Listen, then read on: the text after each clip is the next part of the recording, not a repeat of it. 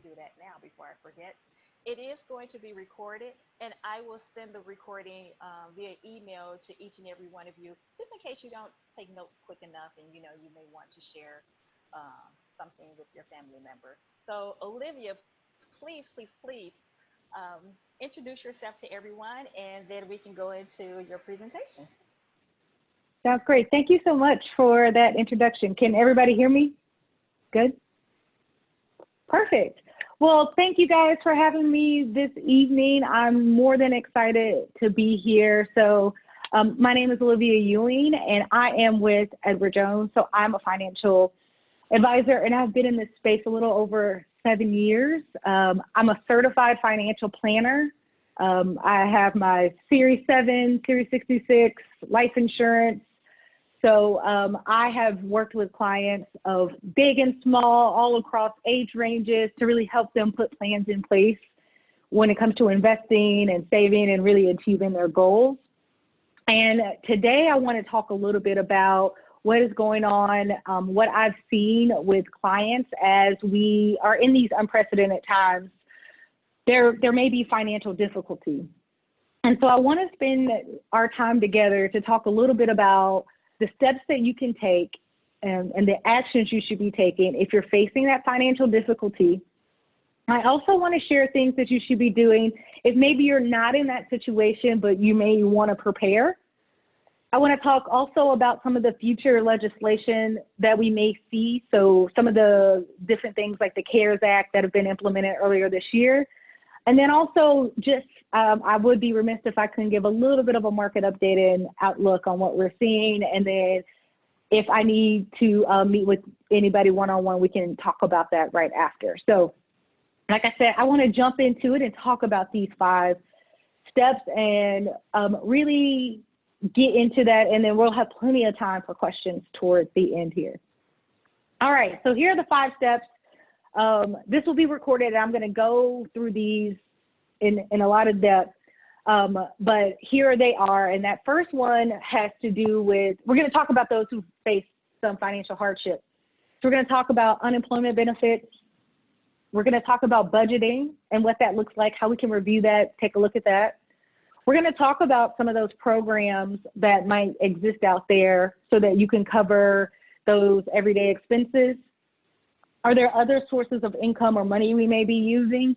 And then last but not least, how do we seek that guidance from a professional? So that's where we're going to get started and kind of jump on in there. And if you guys see me glancing down, I just want to make sure I get all my points across for everybody. So I really want to start with this first thing, and this is the topic that I've been getting the most, has to do with unemployment benefits. So as we know, since mid-March of this year, more than 40 million Americans have filed for unemployment. And I bring that number up to show that this is not a one-on-one case. It's not just you or someone you know. This is impacting all types of people in all types of areas. And one of the things that has happened with what is called the CARES Act, and there's different components of that we'll go through today, is that it has expanded the definition of what unemployment means. So generally, unemployment has to be those where you are terminated from a role that is, that pays into the workers' compensation plan. But we've expanded that for folks that are also partially unemployed, those who are unable to work or work is unavailable. And this also applies for people who work in non-traditional roles. So maybe you're 1099, maybe you're a realtor, maybe you own a business. This has allowed you to apply for that additional $600 a week. So the unemployment has been expanded to include an additional $600 per week of payment. And for those of you who may not have worked for those types of employers that I spoke of earlier, this $600 may apply to you. It's also given an additional 13 weeks of those unemployment benefits. And so if you go through a financial hardship, if you get notice from your company or from your employer, this is the very first step you should take. Depending on your state and the process that exists there, it can take several weeks to several months before you're able to see the benefits come in. This is that first step in making sure you're able to do that by going to your state that you live in and reside in, going to the Department of Labor. So the DOL for your individual state is how you start that process. And we're also seeing that again for short-term compensation. So this is for those who may have had their hours reduced. So they're still working there, but their hours have been significantly reduced. This program is a little bit different because you're still employed and your employer has to sign up for this and your state has to be eligible for this benefit. So if that's you, we can look one-on-one for each individual state and have that conversation with your employer. The other thing I'm going to talk about at this point as well is once you file for unemployment benefits, if that's where you are, a couple things you should also consider is filing for either COBRA if that's offered to you or the Affordable Cares Act for health insurance. So there are windows that allow you to move into the healthcare space. Because we are in the midst of a healthcare crisis, it's more important than ever that you start that process to make sure you can continue coverage if you don't have it, if you've had it and it was tied to your employer. So that's really, really important to do. Okay. So I know that first step is really, really heavy, but the reason I want to start there is because I think there's often times where people wait or they want to file unemployment as a last resort. This is really your first step if you're experiencing that hardship, simply because of how long it may take and the steps that you have to take to get there. All right, step 2, reviewing your budget. So this is my favorite step because this step applies for those who are currently going through financial hardship or maybe trying to protect themselves from future financial hardship. And so that really starts with sitting down and reviewing your budget. Again, you cannot start doing this soon enough. I've worked with clients across the board where their budget comes up in the conversation no matter what your income is. So everyone has a budget. So I've heard people say things like, well, I don't really have a budget. I don't really need a budget. Everyone has a budget. If you don't know what your budget is, it is what you make. So what you bring into your household is what you have. And I see quite a few people over-complicating their budget. Your budget is made of 2 components. You have incoming income, right? So whether that's from your current employer or some other type of benefit that comes in. And then you have the outflow, right? These are things that pay bills, pay taxes, pay whatever that may look like. So you either, every dollar that comes into your household, you have 2 choices. You can spend that dollar or you can save that dollar. That's it. So if you want to know what your household budget is, you can look at what came in and what's still there at the end of the month. And that gives you a good understanding of what your budget is. And so when we're going through and preparing for a crisis or some financial difficulty, we want to start by identifying the essentials. And you can do this by looking at things like your bank and credit card statements. And those essentials are really going to break down into housing, food, utilities, healthcare, and transportation. So those tend to be those fixed expenses that you need in order to survive. And food, depending on how you view food, is important and can be condensed. You then want to compare those to other components that you might have. And that looks like taking some of those areas that you may want to cut out. So this is an important time to sit down, print out your expenses for the last several months and start to highlight those things that you need and highlight those things that you like to have, and make sure you watch for those monthly reoccurring expenses and subscriptions that you may not be using. And that's kind of the easiest place to look. Later, we're going to talk about some other spaces that the CARES Act has allowed us to make some adjustments to. And the other point I want to bring up when it comes to cash, I know I have to switch to another component, is as we're looking at those uses for our cash, for our budget, it should really be broken down into 4 categories. So that very first one that we see is that unexpected expenses and emergencies. And I want to touch on that subject because I think financial experts have been saying for a very long time, and you've heard the rule of thumb, to have 3 to 6 months of living expenses. It's more important than ever to make sure we have that saved. If we can't get there, starting somewhere is very, very important. That next S is savings for specific short-term goals. And so this is going to look like a down payment for a car, a vacation, a wedding. We want to separate that as short-term cash and spending expenses for those particular goals. And we want to have a goal in mind. If it's a vacation, if it's something that we're planning in the future, we need to have a dollar amount and how much time we expect to have that goal, and then what it takes to go in a monthly or quarterly basis.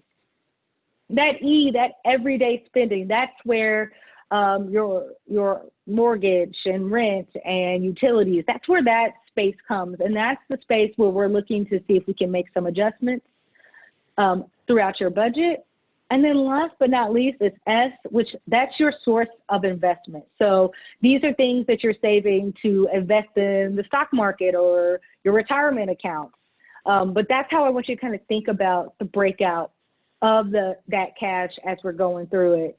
But everybody should be taking a look at their budgets right now. If you're like a lot of households that I have seen, you've actually found that you've decreased your budget just because we haven't been able to go out and about. And so we're going to talk about if that is you and you've saved extra, what should we be doing? Okay. And so we talked a little bit about, we file on unemployment. We're making sure that we are getting our budget in place. But I also want to talk about some of the assistance programs that exist out there that we haven't seen in the past. And so there's two big ones, or there's quite a few, but the biggest expense that most people experience is the mortgage or rent. And right now, the mortgage relief program is out there, which allows folks who have a mortgage to be able to reach out to their lender and ask for 180 days of deferment based on their issues as it relates to COVID, if they've been impacted or have a financial hardship, through COVID. And then you can also reach out for an additional 180 days past that point. If you're reaching out to your lenders, depending on who they are and what type of loan that you have, you might want to ask a few questions. Number one, how and does this impact my credit? It should not. So that was a part of the Relief Act. It should not impact your credit. And it shouldn't accrue interest during that period. So that's something that you want to ask your lender as you're going through that process. The second question I tend to get about the mortgage relief, and I'm going to get to renters, of course, but the second question I often get is if I pause this payment or if I go into forbearance, what happens next? And at the end of the 3 months or the 6 months, do I owe it all at once? Will it just go to the back of my loan? Will I have to come up with some other plan? It's going to be a case-by-case basis based on your lender. We actually haven't been there yet where they've started making those adjustments just yet, but it's going to be case-by-case by your lender. Now, for my renters, the eviction relief for renters was also a part of the CARES Act that came out in April. So this provision lasts until July 25th, 2020. So we're just days away from this expiring. We're going to talk about some of these things that are expiring and what to expect next. And so these are for mortgages that are backed by any government loan. So think anything with HUD, Fannie Mae, Freddie Mac, or any other federal entities. While we're in this period, if you are using the eviction relief for renters, your landlord or who you rent from, they cannot charge any fees or penalties as it is associated. Similar to the mortgage relief, there hasn't been much clarity on what it looks like once this provision ends. So again, these are the things that you can take advantage of if you're in financial hardship during this crisis. All right, so there's other provisions that are also out there if mortgage and rent don't apply to you. If you have a federal student loan, they have paused your student loans payments to September 30th, 2020. So you have a few more months, and you should have seen that stop immediately. So these are only those that are covered under the federal umbrella. That means your loan has paused. Also, it is at accruing interest. I will tell you, if you are still able to make payments on your student loans, please keep doing so.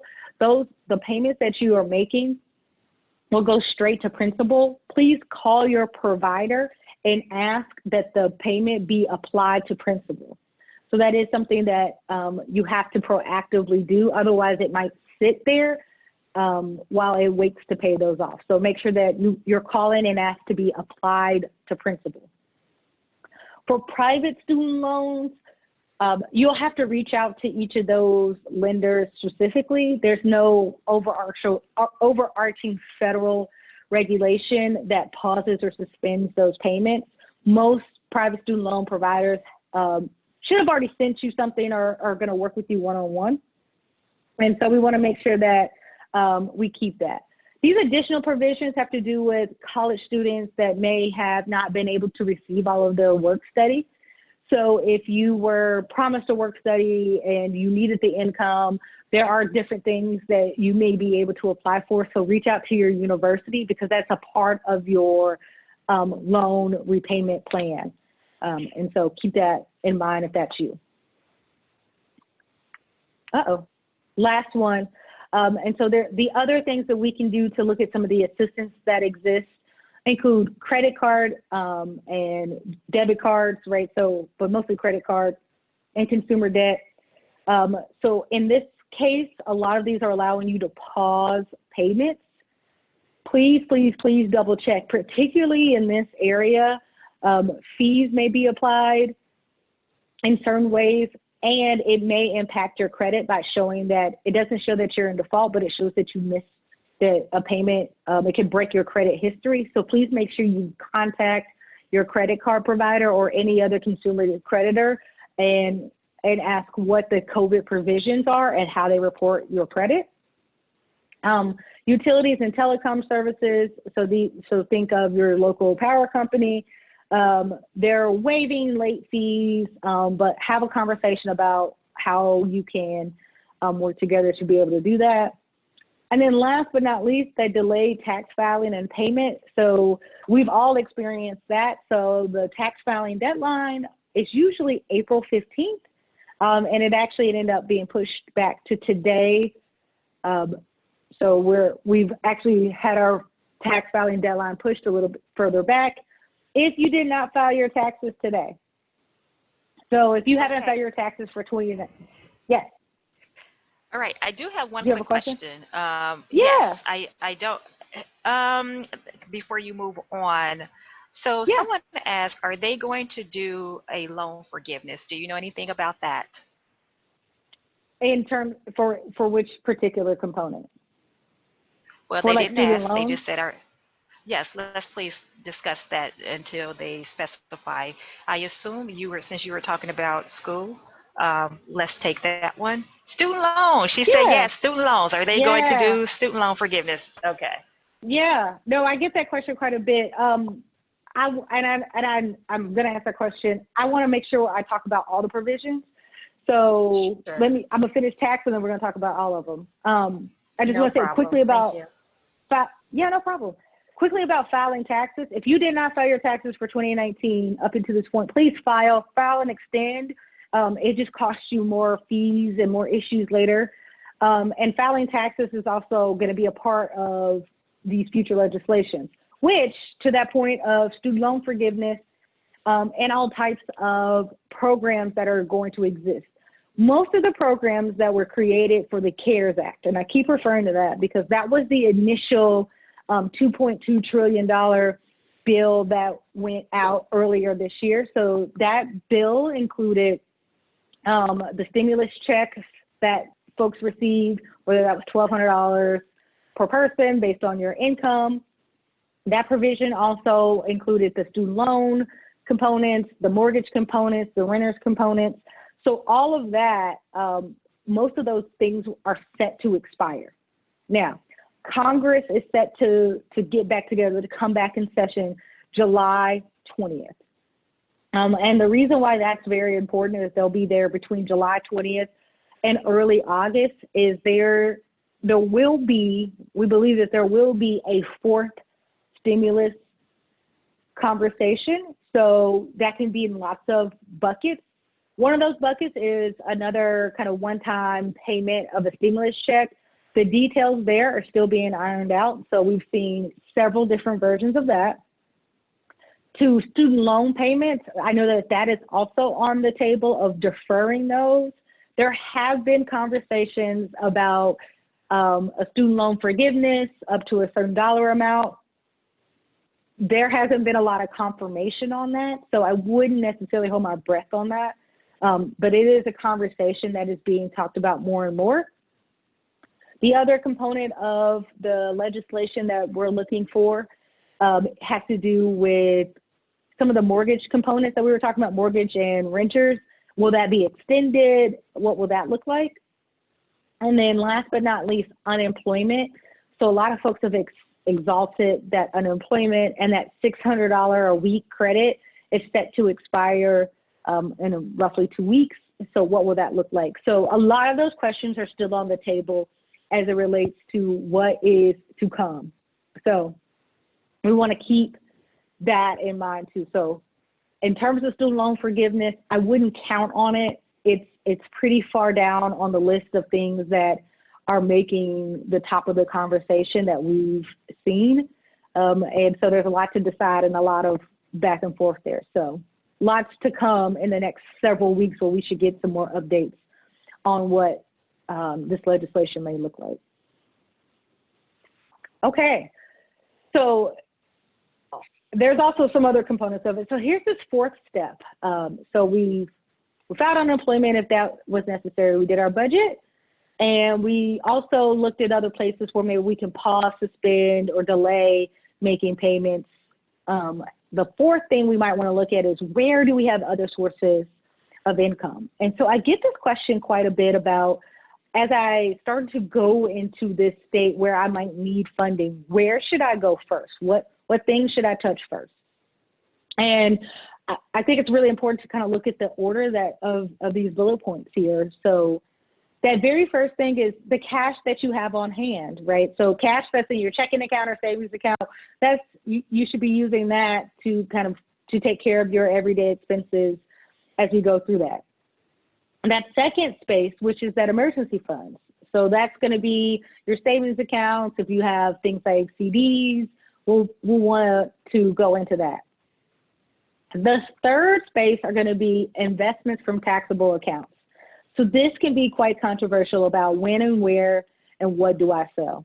So when we take a look at that, if you are looking at a taxable account, so I mean non-retirement account, we want to look at investments that aren't going to cause any more taxable liabilities. So we might want to look at things that may be curing a loss if we get there.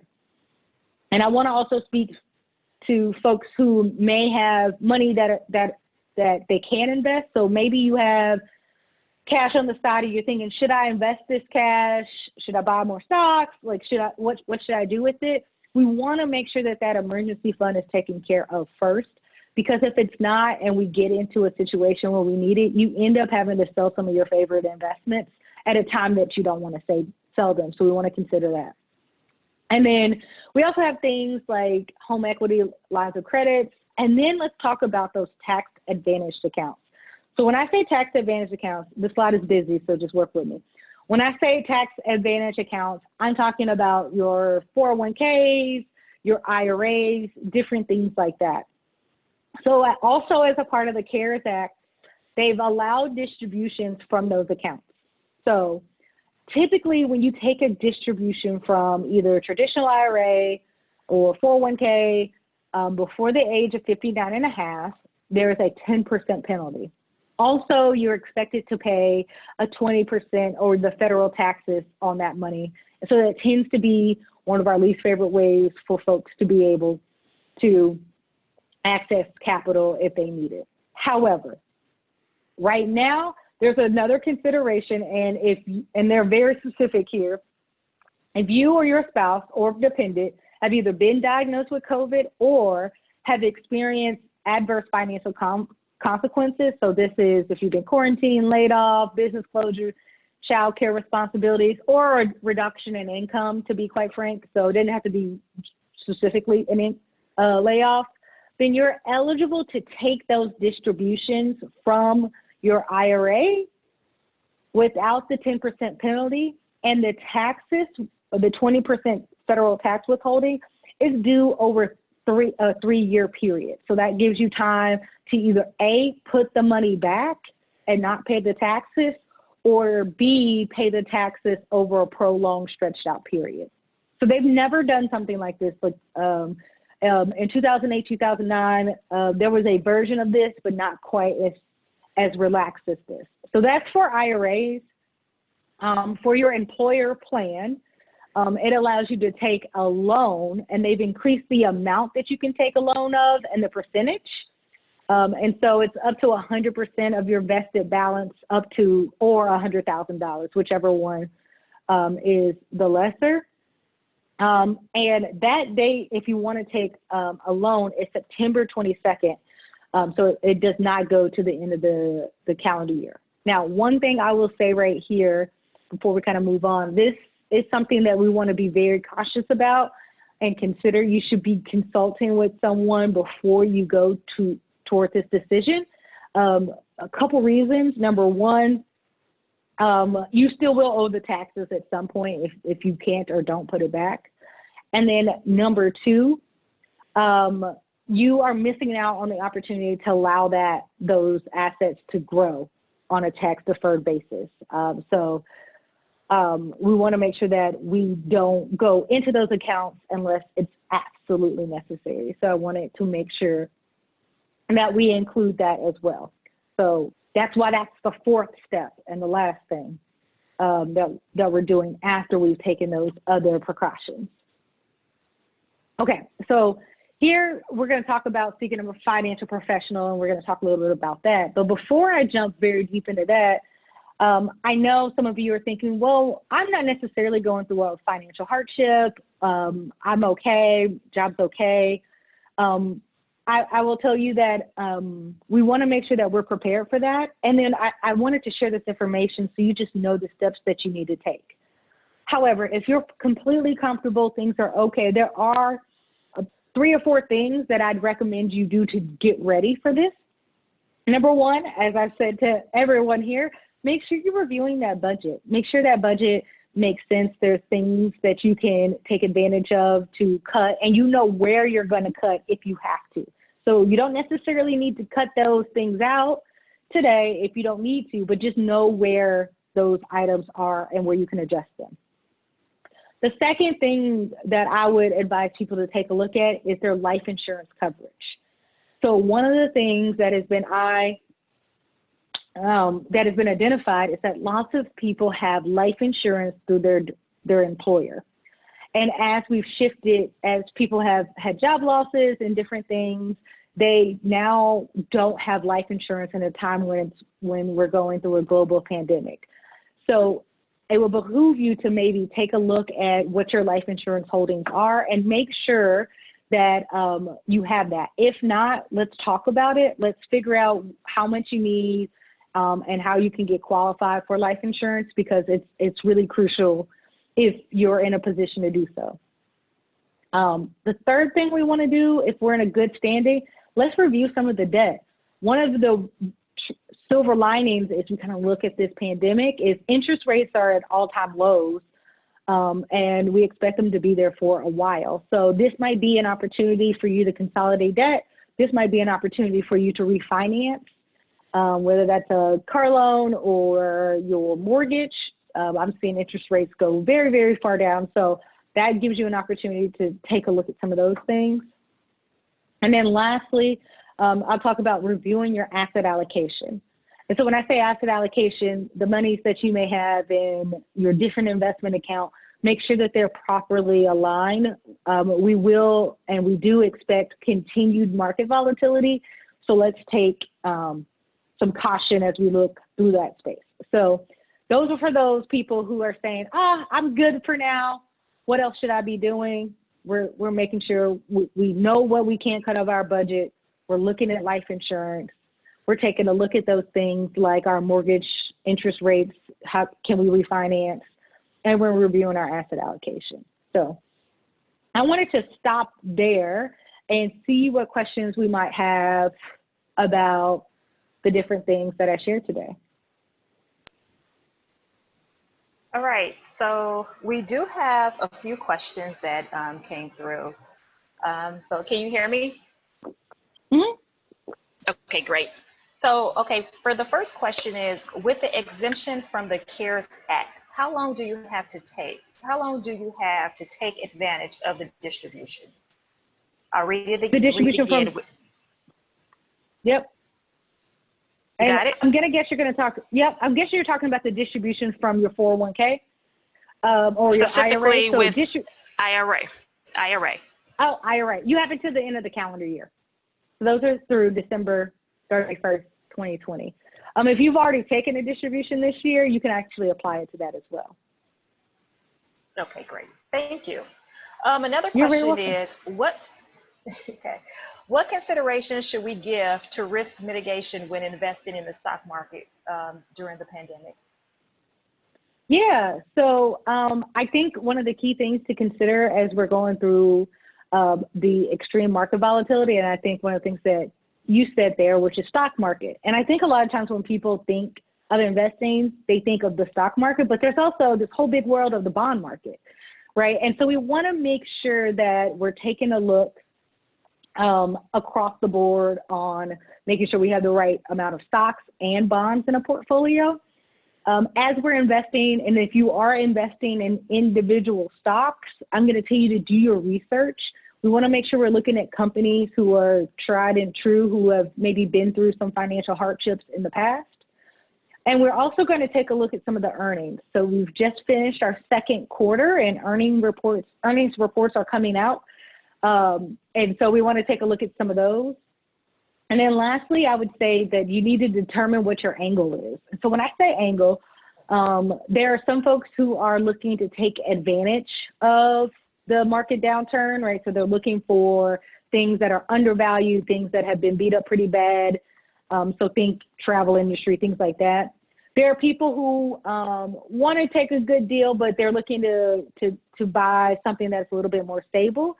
And there's some people who are just looking to just mitigate their risk completely. And if that's the case, I would make sure that we're sticking to not as speculative stocks. So that's why I would look at it. Great. Great. Any other questions? Please make sure that you pose your questions. You have access to a financial advisor right now who's giving you a lot of information to navigate through the pandemic right now. As she said before, there's some of you who may not have financial difficulties at the moment, then there's some of you who are. And for those of you who do not have financial difficulties, this is great information for you to pass along to family members and friends that you know who may have a difficult time. In addition to that, you may have had some questions in regards to investing or the stock market or anything that's going on right now. Maybe not so specific to your particular financial portfolio, because of course we can't see that here. But if you have any questions that you would like to pose to Olivia, this is the time for you to do that. Please, please, please type in your questions in the chat box. We're here for you. Perfect. And if you want, I can give a bit of an outlook while we wait, and if there's no questions. Yes. Yes, please. Moment. Thank you. Perfect. So, and I kind of mentioned that in the last question, but as we've taken a look at 2020, and we look at the information that comes from our analysts, we still have quite a bit of volatility and a lot of things happening in 2020. And so when I say volatility does not necessarily mean the market will go down. It just means that it won't necessarily be stable. And there are three big components that we are watching, waiting, and and concerned about. And these are probably the things that you're concerned about too. That first thing being schools. And so for all of my parents out there and teachers out there, people who are impacted, I know that these are difficult decisions that we're making right now. Schools are very important to our society for two things, and particularly the stock market. So the first reason schools are important is because schools bring back a sense of stability. So if you're able to drop your kids off at school, you're also able to go to the grocery store without as much discomfort. You're able to kind of start your normal life. But if you have been told that you shouldn't, then you might slow that down, which again slows down the economy. So that's one component. The second component is that having kids at home also slows down productivity. There are some folks who cannot work while having kids at the house because they have to be able to go to work and do those things. So that's an important factor. So what happens with schooling over the next several months is a big question about some of the volatility. The second big important component of what we expect moving forward has to do with politics. And so there's two pieces to the politics. So that first piece being that CARES Act that I talked about, how that was implemented, but we're getting to that point where we need that second one delivered.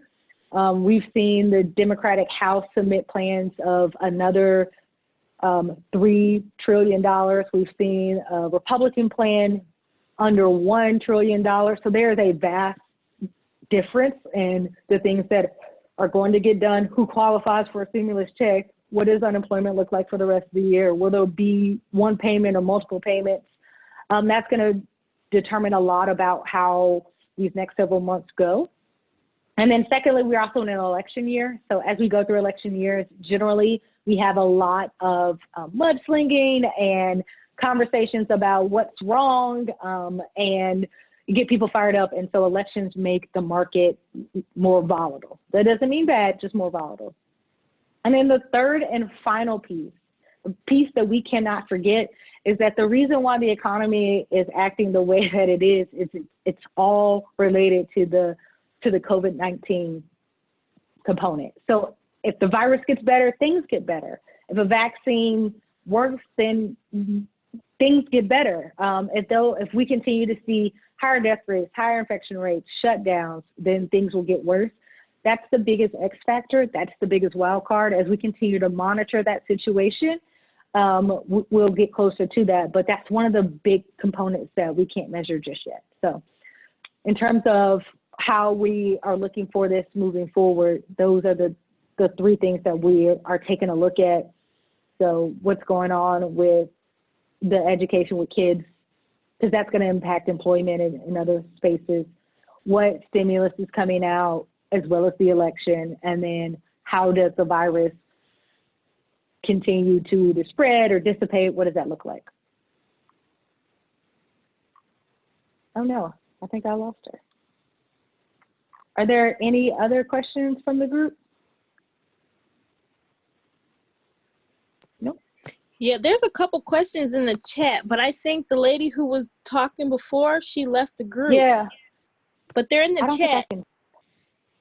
I don't think I can see the chat. If you click on more and hit chat, then you'll see all the discussion. I think I have some type of weird thing. She has that part. If you could read one to me, I'd be more than happy. You can moderate. Okay, let me see where you're at. What investment platforms do you recommend for beginners? Yeah, so I get that question quite a lot. It really is just going to depend on what you're hoping to accomplish. So there are things and what you care the most about. So I personally lean toward things like a TD Ameritrade or Fidelity because I think they have broader capabilities. Then you have things like Stash and Robinhood.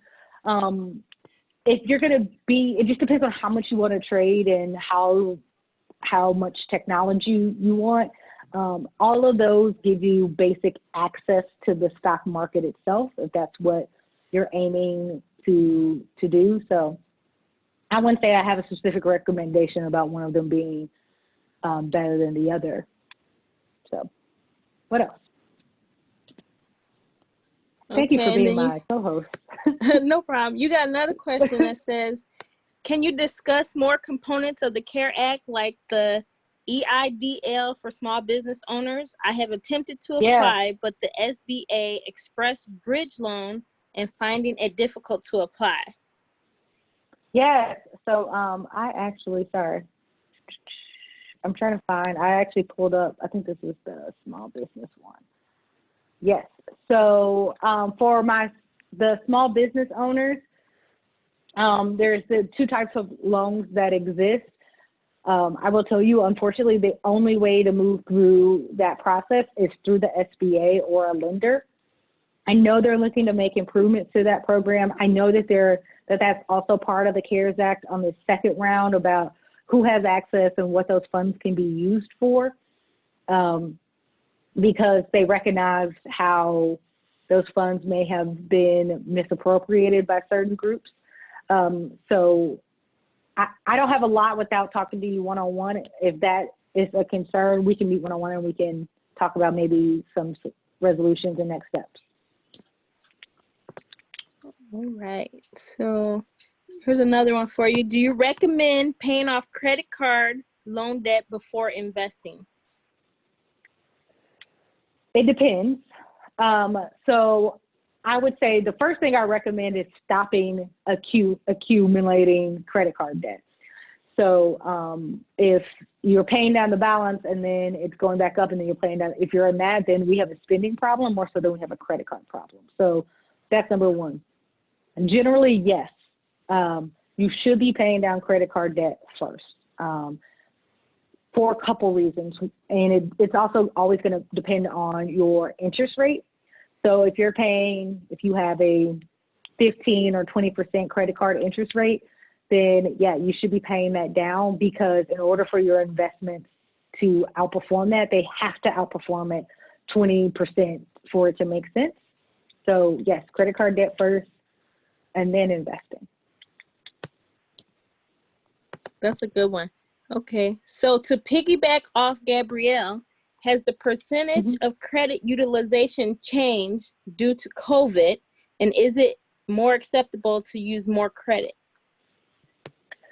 So if you're talking about credit utilization as it relates to your credit score and how that might look like to apply for things like mortgages, which I know you're not responding to me.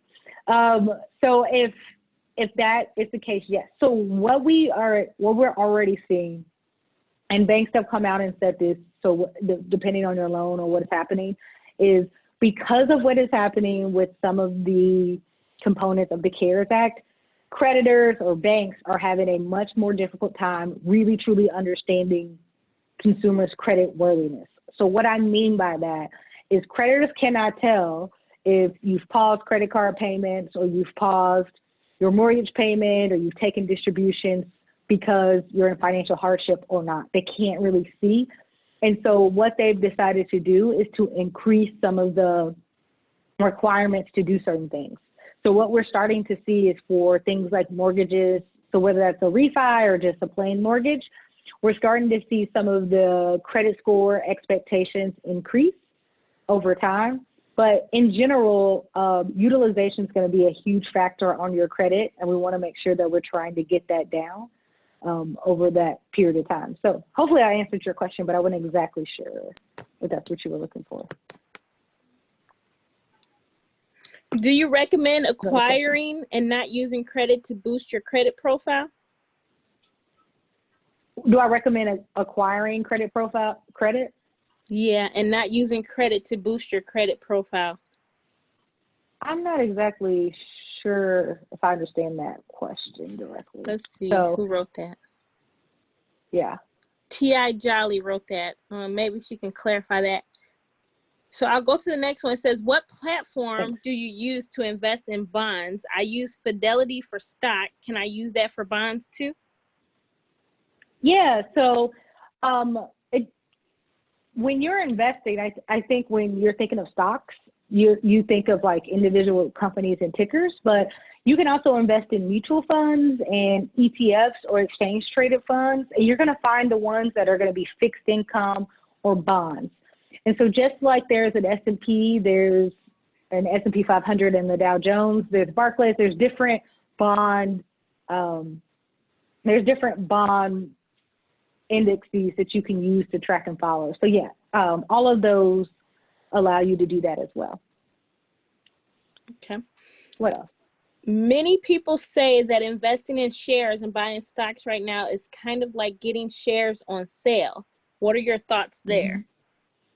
Yeah. So if we look at the market over the last, I'd call it 90 to 120 days, we actually saw our bottom of the stock market happen March 23rd.